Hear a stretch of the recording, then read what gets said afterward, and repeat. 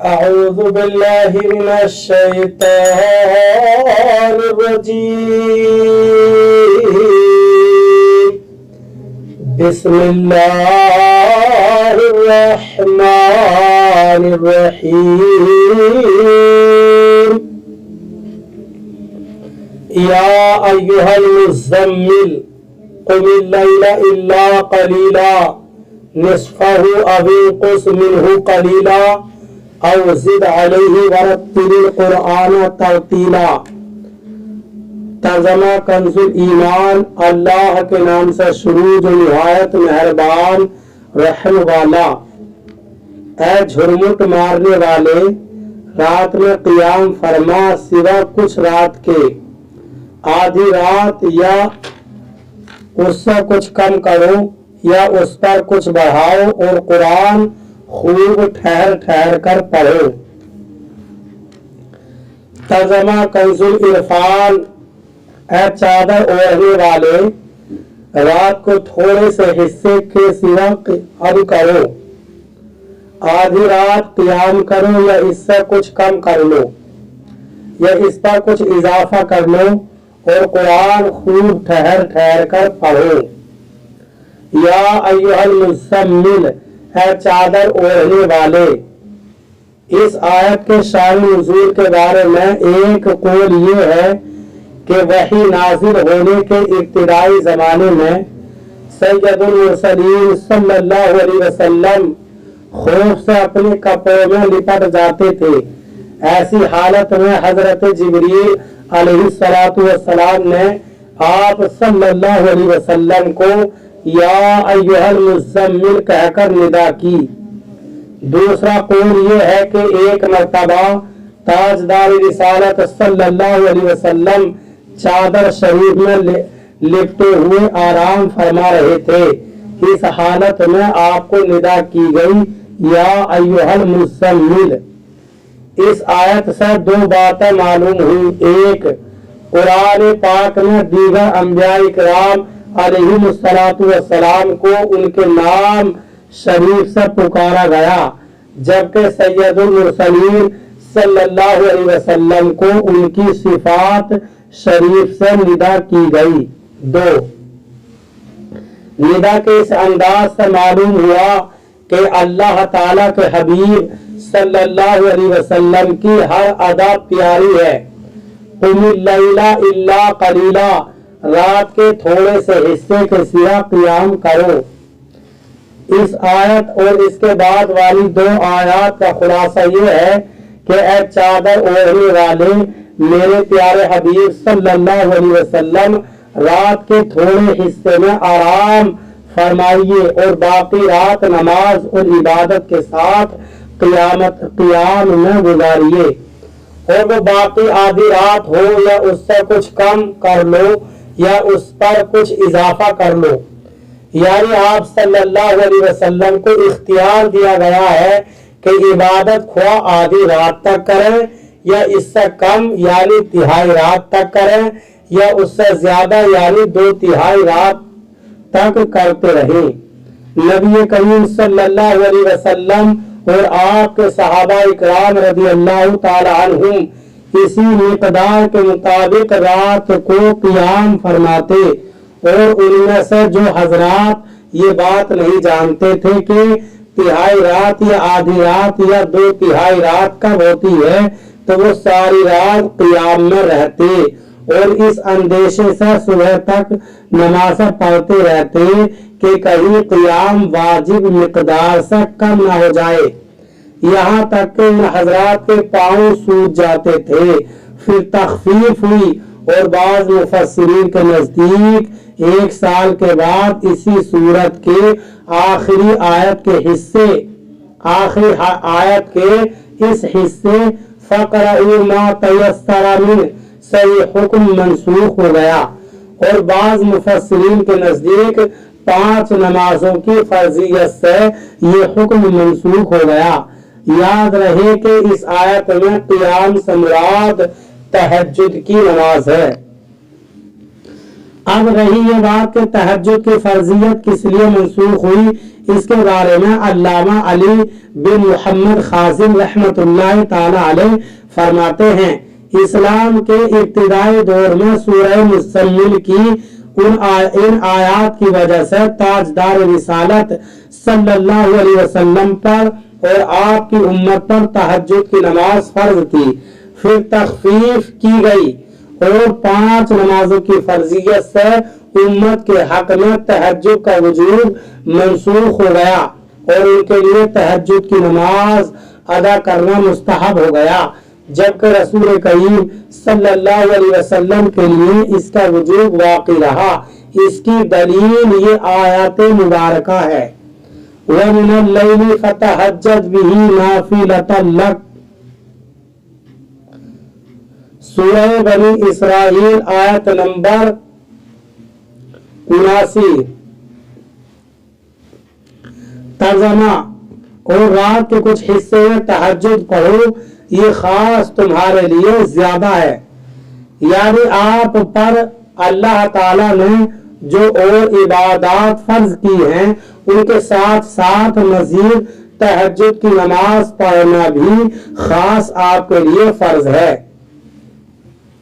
جمہور مفسرین اور فقہاء کے نزدیک سید المرسلین صلی اللہ علیہ وسلم پر فرض نمازوں کے علاوہ نماز تہجد کی فرضیت بھی باقی رہی، جبکہ امت کے حق میں منسوخ ہوئی اور دلائل کی روح سے بھی یہی صحیح ہے، جیسا کہ اعلیٰ حضرت امام احمد رضا خان رحمت اللہ تعالی علیہ فرماتے ہیں، قول جمہور مذہب مختار و منصور حضور پرنور صلی اللہ علیہ وسلم کے حق میں تہجد کی فرضیت کا ہے، اسی پر ظاہر قرآن عظیم شاہد اور اسی طرف حدیث مرفوع وارد ہے۔ قال اللہ تعالی یا ایھا المزمل قم اللیل الا قلیلا، اللہ تعالیٰ کا فرمان ہے، اے چادر اوڑھنے والے رات کے تھوڑے سے حصے کے سوا قیام کرو۔ وقال تعالی ومن اللیل فتہجد بھی، اور ارشاد فرمایا اور رات کے کچھ حصے میں تہجد پڑھو۔ ان آیتوں میں خاص حضور اقدس صلی اللہ علیہ وسلم کو امر الہی ہے، اور امر الہی مفید وجوب اور اللہ تعالیٰ کا نافلہ فرمانا اس وجوب کے منافی نہیں، کیونکہ نافلہ کا معنی ہے زائد۔ اب اس آیت کا معنی یہ ہوگا کہ آپ کے فرائض یا درجات میں یہ اضافہ ہے کہ آپ پر یہ لازم واجب ہے، کیونکہ فرائض سب سے بڑے درجے اور فضیلت پر فائز کرنے کا سبب بنتے ہیں، بلکہ اس کی تعریف اللہ تعالیٰ کے اس ارشاد لکا سے ہو رہی ہے۔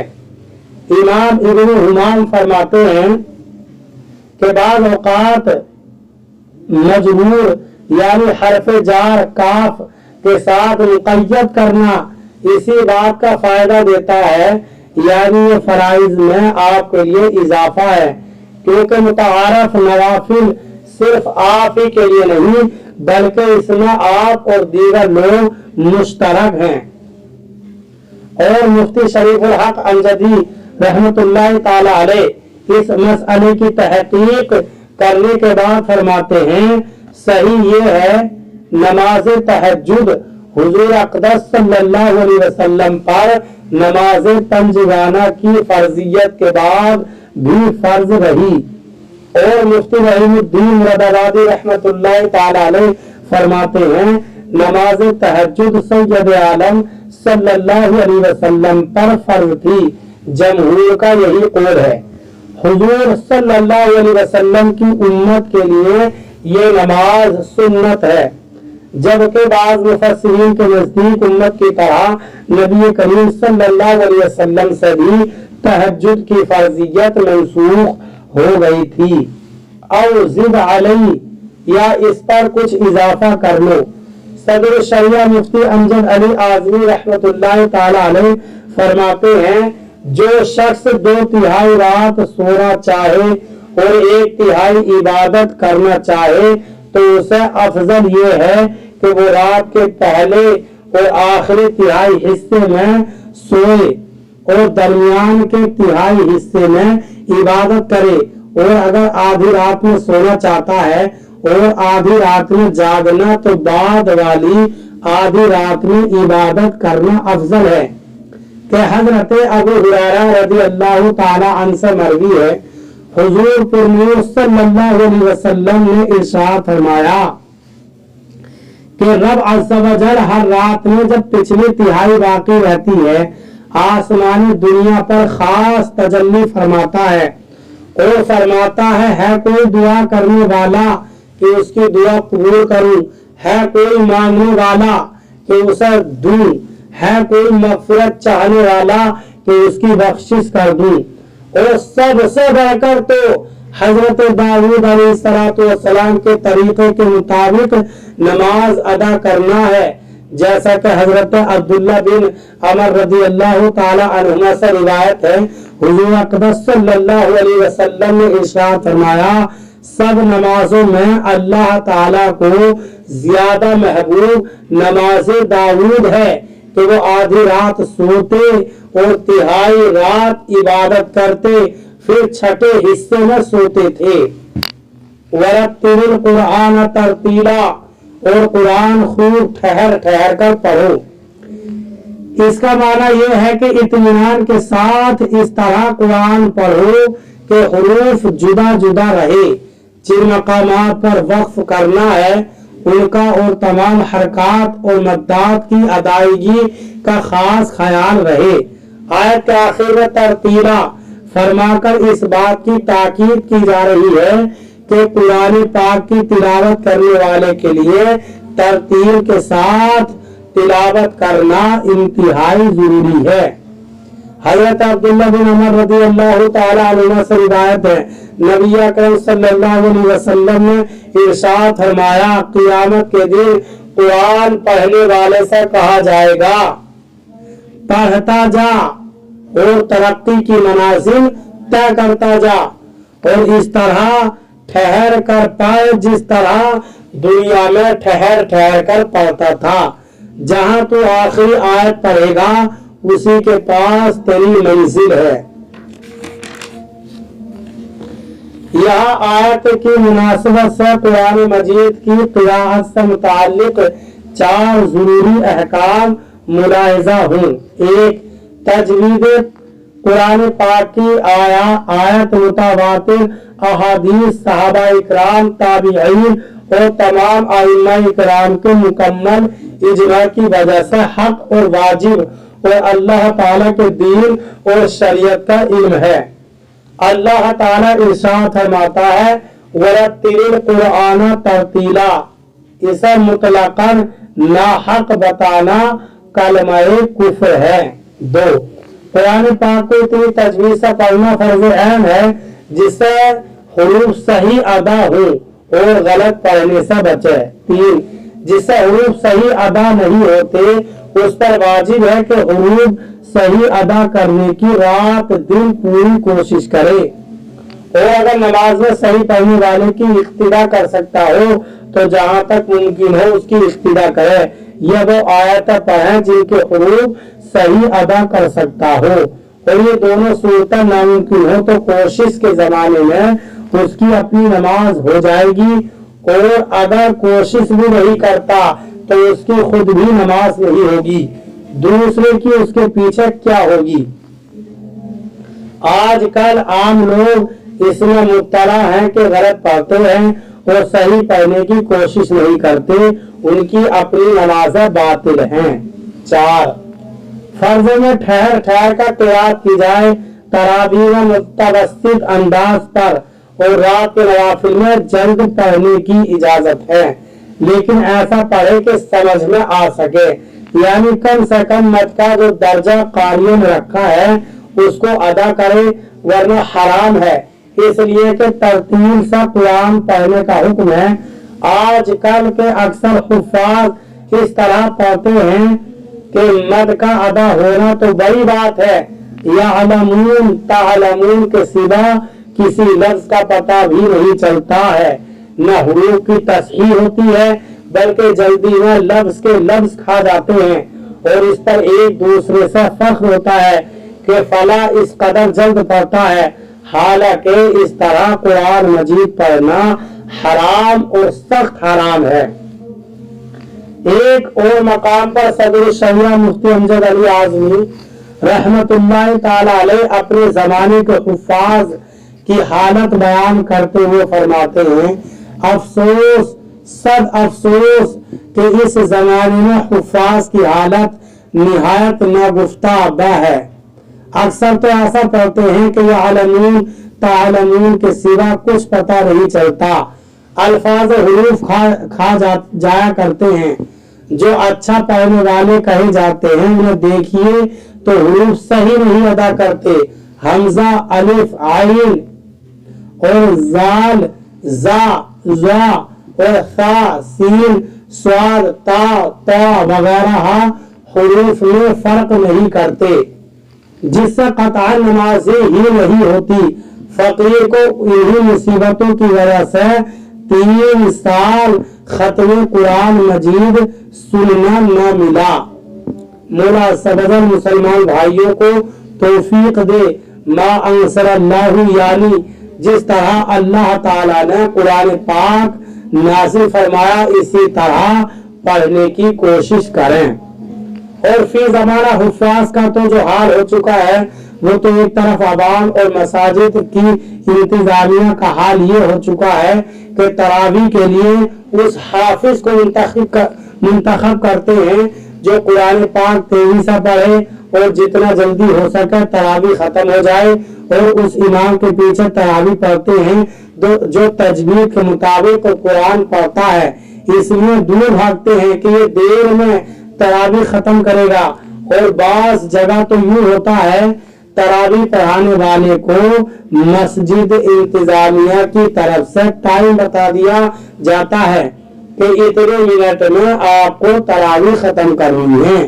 اور اگر اس وقت سے 5 منٹ بھی لیٹ ہو جائے تو حافظ صاحب کو سنا دیا جاتا ہے کہ حضرت آج آپ نے اتنے منٹ لیٹ کر دی، آئندہ خیال رکھے گا۔ اے کاش کہ مسلمان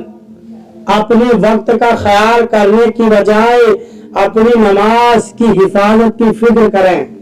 اللہ تعالی مسلمانوں کو ہدایت عطا فرمائے۔ نوٹ: ترتیل کی حدود، ان کی تفصیلات اور احکام جاننے کے لیے فتاوی رضویہ جلد نمبر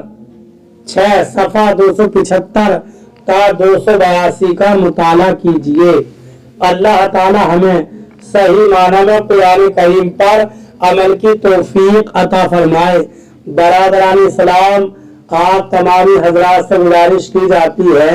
خود بھی قرآن پاک کی تلاوت، ترجمہ اور تفسیر سماعت کیجیے، اپنے عزیز و اقارب اور رشتہ دار کو بھی شیئر کیجیے تاکہ آپ اس کے ذریعے صدقہ جاریہ کے مستحق ہو جائیں۔